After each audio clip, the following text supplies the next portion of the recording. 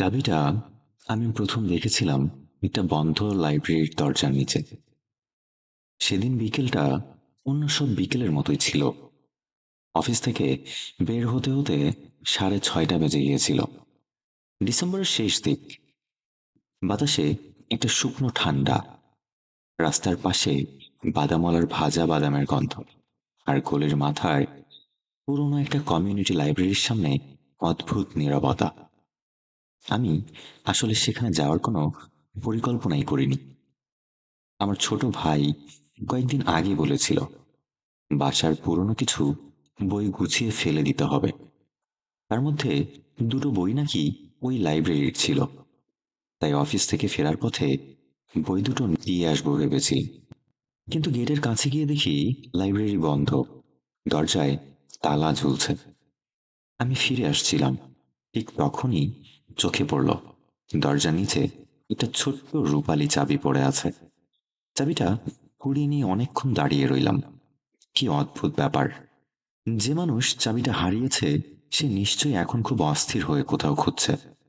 আমি লাইব্রেরির দরজায় হাত দিয়ে দেখলাম, ভেতর থেকে কোনো শব্দ আসছে না। তখন পাশের চায়ের দোকানের বৃদ্ধ লোকটাকে জিজ্ঞেস করলাম, চাচা, এই লাইব্রেরির দায়িত্বে কে থাকে? বৃদ্ধ লোকটা চশমার ফাঁক দিয়ে আমার দিকে তাকিয়ে বললেন, একজন মেয়ে আসে, নাম নীরা। আজ বিকেলেও ছিল। আমি আবার জানতে চাইলাম, ওকে কিভাবে পাবো? লোকটা একটু ভেবে বললেন, ও প্রতিদিন তো এক সময় আসে না, তবে চাবিটা যদি ওর হয় কাল সকালে আসবে। চাবিটা পকেটে রেখে আমি বাড়ি চলে এলাম। সেদিন রাতে জানি না কেন চাবিটা বারবার আমার চোখের সামনে আসছিল। পরদিন সকাল 8:45-এ আমি আবার লাইব্রেরির সামনে দাঁড়িয়েছিলাম। নিজেকে অবাক লাগছিল, একটা চাবি ফেরত দিতে এত তাড়াতাড়ি আসার কি দরকার ছিল? তার কোনো যুক্তিসঙ্গত উত্তর আমার কাছে ছিল না।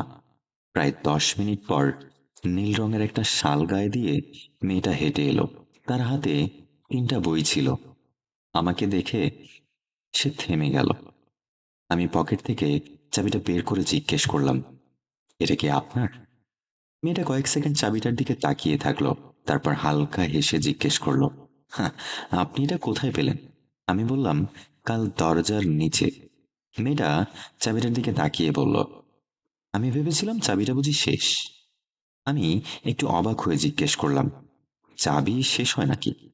সে হেসে ফেলল। তারপর বলল, মানে আর খুঁজে পাবো না ভেবেছিলাম।" চাবিটা হাতে নিয়ে সে বলল, ধন্যবাদ। আমি বললাম, আপনাকে খুঁজে বের করতে কষ্ট হয়নি, চায়ের দোকানের চাচা সব জানেন। সে হেসে বলল, হ্যাঁ হ্যাঁ, উনি এই এলাকার গুগল। আমি হাসলাম। তারপর সে তালা খুলতে শুরু করলো। আমি বই দুটো এগিয়ে দিয়ে বললাম, এগুলো আপনার লাইব্রেরির। সে বই দুটো নিয়ে মলাট দেখলো। তারপর আমাকে জিজ্ঞেস করলো, আপনি ফেরত দিতে এসেছেন? আমি বললাম, হ্যাঁ। বই দুটো হাতে নিয়ে সে বলল, তাহলে আজ আপনার কাজ পুরো হয়ে গেল।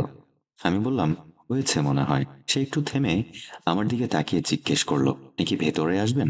সেদিন প্রথমবার আমি বুঝতে পারিনি একটা খুব সাধারণ প্রশ্ন কিভাবে একটা মানুষের জীবনের এত জায়গা দখল করে নিতে পারে। লাইব্রেরির ভেতরে পুরনো কাঠের তাক, কিছু বইয়ের মলাট উঠে গেছে, জানালার কাছে ধুলো জমে আছে। কোনায় একটা পুরনো টেবিল, আর টেবিলের ওপর রাখা ছিল ছোট্ট একটা পিতলের চাবির বাক্স। আমার দৃষ্টি সেখানে গিয়ে থামতেই নীরা বলল, সবাই ভাবে লাইব্রেরিতে বই সবচেয়ে গুরুত্বপূর্ণ, আসলে তালা আর চাবি। আমি হেসে বললাম, চাবি হারালে কিন্তু বই পড়াই বন্ধ। নীলা বলল, ঠিক, তাই চাবি হারানো এখানে বড় অপরাধ। আমি মজা করে বললাম, আপনার হয়েছে? সে শান্তভাবে উত্তর দিল, আমি জানি। সেদিন প্রায় 20 মিনিট লাইব্রেরিতে বসেছিলাম, কোনো বিশেষ কথা হয়নি। সে বই সাজাচ্ছিল, আমি একটা পুরনো ভ্রমণ কাহিনী পড়ছিলাম। বিদায় নেওয়ার সময় নীরা আমাকে বলল, আবার আসবেন? আমি হেসে উত্তর দিলাম, চাবি হারালে? সে মাথা নেড়ে বলল, না, বই পড়তে। আমি বললাম, দেখা যাবে। কিন্তু পরের শুক্রবার আমি আবার গিয়েছিলাম, তার পরের শুক্রবার। আমি তখনও নিজেকে বোঝাতাম, লাইব্রেরির বইগুলো ভালো লাগে বলেই যাই। কিন্তু কয়েক সপ্তাহ পর বুঝলাম, বইয়ের জন্য গেলে কেউ একটা নির্দিষ্ট কণ্ঠস্বর খেয়াল করে না। কেউ চুপচাপ বসে থাকলে তার মুখের দিকে তাকিয়ে দেখে না সে আজ ক্লান্ত কিনা।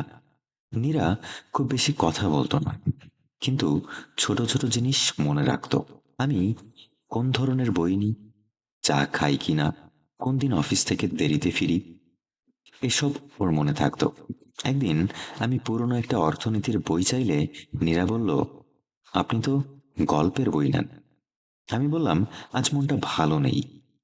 সে বইটা আমার সামনে রেখে জিজ্ঞেস করলো, অর্থনীতির বই পড়লে মন ভালো হয়? আমি বললাম, জানি না। সে সঙ্গে সঙ্গে বলল, তাহলে গল্প নিন। আমি হেসে বললাম, আপনি কি বই দিয়ে মানুষের চিকিৎসা করেন? নীরা বলল, না, শুধু ভুল বইটা হাতে তুলে দিতে চাই না। সেদিন ওর কথাটা বাসায় ফেরার পরও মনে ছিল। আমাদের বন্ধুত্বটা খুব ধীরে তৈরি হয়েছিল, কোনো একদিন হঠাৎ করে নয়। কখনো আমি ওর জন্য রাস্তার দোকান থেকে সিঙ্গারা নিয়ে যেতাম, কখনো সে আমার জন্য নতুন আসা কোনো বই আলাদা করে রাখতো। একদিন আমি না বলেই গিয়েছিলাম। নীরা আমাকে দেখেই বলল, আজ চুপ কেন? আমি বললাম, এমনি। সে সঙ্গে সঙ্গে বলল, এমনি বলে কিছু হয়? আমি একটু হেসে বললাম, আপনিও তো সব প্রশ্নের উত্তর দেন না। নীরা কিছুক্ষণ চুপ করে থেকে বলল, সব উত্তর দেওয়া যায় না। আমি বুঝিনি তখন ওই কথাটার ভেতরে কত বড় একটা জীবন লুকিয়ে আছে। তার বাবা মারা যাওয়ার পর পরিবারের ছোট দুই ভাইয়ের দায়িত্ব তার উপর এসে পড়েছিল। নিজের পড়াশোনা শেষ করে সে এই লাইব্রেরিতে অর্ধেক দিনের কাজ নিত। বিকেলে একটা ডিজাইন প্রতিষ্ঠানে ফ্রিল্যান্স কাজ করত। ওর স্বপ্ন ছিল নিজের একটা ছোট্ট ডিজাইন স্টুডিও খোলা। কিন্তু স্বপ্ন দেখার আগে ওকে হিসাব করতে হতো। এই মাসের বাসা ভাড়া, ভাইয়ের কলেজ ফি, মায়ের ওষুধ, বিদ্যুৎ বিল, সব মিটবে তো? একদিন আমি ওকে জিজ্ঞেস করেছিলাম, তোমার নিজের জন্য কিছু রাখো? সে হেসে বলেছিল, রাখি। আমি জানতে চেয়েছিলাম, কি? সে বলেছিল, সময়। আমি আবার জিজ্ঞেস করলাম, সেটা কোথায়? সে লাইব্রেরির চারপাশে তাকিয়ে বলেছিল, এই লাইব্রেরিতে। আমি বলেছিলাম, এখানে তো তুমি কাজ করো। সে জানালার বাইরে তাকিয়ে বলেছিল, কাজের ভেতরেও মানুষ একটু নিজের জীবন রেখে দিতে পারে। সেদিন প্রথমবার মনে হয়েছিল আমি ওকে শুধু পছন্দ করি না, আমি ওকে বুঝতে চাই।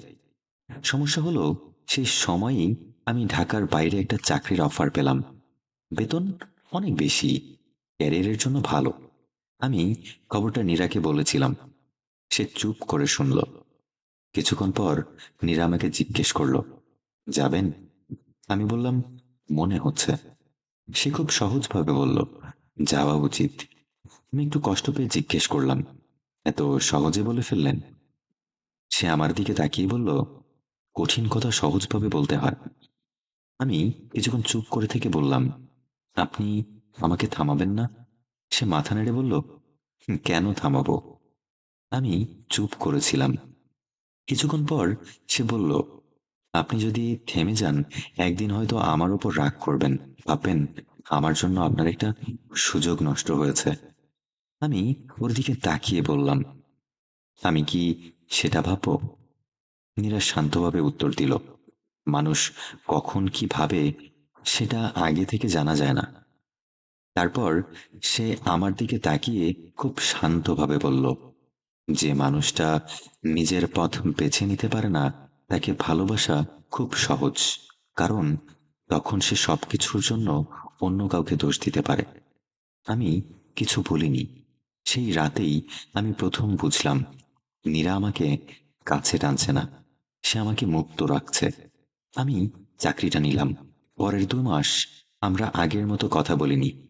প্রথমে প্রতিদিন মেসেজ হতো, তারপর 2 দিন পর, তারপর সপ্তাহে একবার। একদিন হঠাৎ নীরা আমাকে লিখল, লাইব্রেরির কিছু বই আগামী মাসের নতুন ভবনে যাবে। আমি শুধু লিখলাম, ভালো। তারপর আর কিছু লিখিনি। আমি ভেবেছিলাম হয়তো সবকিছু এখানেই শেষ। কয়েক মাস পরে ঢাকায় ফিরেছিলাম অফিসের কাজে। পুরনো অভ্যাস, লাইব্রেরির সামনে গিয়ে দাঁড়ালাম, কিন্তু দেখি গেট বন্ধ। চায়ের দোকানের চাচাকে জিজ্ঞেস করলাম, লাইব্রেরি কোথায় গেল? চাচা বললেন, এখানে আর লাইব্রেরি নেই। আমি অবাক হয়ে জিজ্ঞেস করলাম, কোথায় গেছে? তিনি বললেন, ওপাশের নতুন ভবনে। আমি আবার জানতে চাইলাম, নীরা? চাচা একটু হেসে বললেন, নতুন লাইব্রেরির দায়িত্ব তো ওর। আমি নতুন ভবনের ঠিকানা নিয়ে সেখানে গেলাম। ভেতরে ঢুকে দেখি আগের চেয়ে অনেক সুন্দর লাইব্রেরি। তাকগুলো নতুন, জানালায় রোদ পড়ছে। শিশুদের জন্য আলাদা একটা কোণা, আর রিসেপশনের পাশে একটা ছোট্ট কাঠের বাক্স, তার ওপর একটা কাগজে লেখা, চাবি হারাবেন না। আমি দাঁড়িয়ে হাসছিলাম। পেছন থেকে নীরার কণ্ঠ শুনলাম। সে বলল, এবার কিন্তু চাবি হারায়নি। আমি ফিরে তাকালাম। সে আগের মতোই ছিল, শুধু চোখের নিচে একটু ক্লান্তি, আর হাতে একটা নতুন চাবির গোছা। আমি বললাম, তোমার স্বপ্নটা হয়ে গেছে? সে একটু হেসে বলল, পুরোটা না, শুরু হয়েছে। আমি বললাম, ভালোই। সে কিছুক্ষণ আমার দিকে তাকিয়ে থেকে জিজ্ঞেস করলো, আপনি ফিরে এসেছেন? আমি বললাম, কাজে। সে আবার জিজ্ঞেস করলো, শুধু কাজে? আমি উত্তর দিতে একটু সময় নিলাম, তারপর বললাম, না। সে আর কিছুই বলল না, শুধু টেবিলের ওপর রাখা একটা বই আমার দিকে এগিয়ে দিয়ে বলল, এটা পড়বেন? আমি বইটা হাতে নিয়ে মলাট দেখলাম। ভেতরের প্রথম পাতায় ছোট্ট করে লেখা, কিছু মানুষকে জীবনে ধরে রাখার জন্য কাছে থাকতে হয় না, কিন্তু কখনো কখনো কাছে আসার সুযোগ পেলে এবার আর যেতে দেওয়া উচিত নয়। আমি মাথা তুলে নীরার দিকে তাকালাম। সে বলল, সব কথা মুখে বলতে হয় না। আমি আস্তে হেসে বললাম, তুমি এখনো কঠিন কথা সহজভাবে বলো। সে সঙ্গে সঙ্গে বলল, আপনি এখনো দেরি করে বোঝেন। আমরা দুজনেই হেসে ফেললাম। সেদিন লাইব্রেরি বন্ধ হওয়ার সময় আমি বের হচ্ছিলাম। দরজার কাছে এসে দেখি নতুন তালার পাশে একটা ছোট্ট অতিরিক্ত চাবি ঝুলছে। আমি থেমে গেলাম।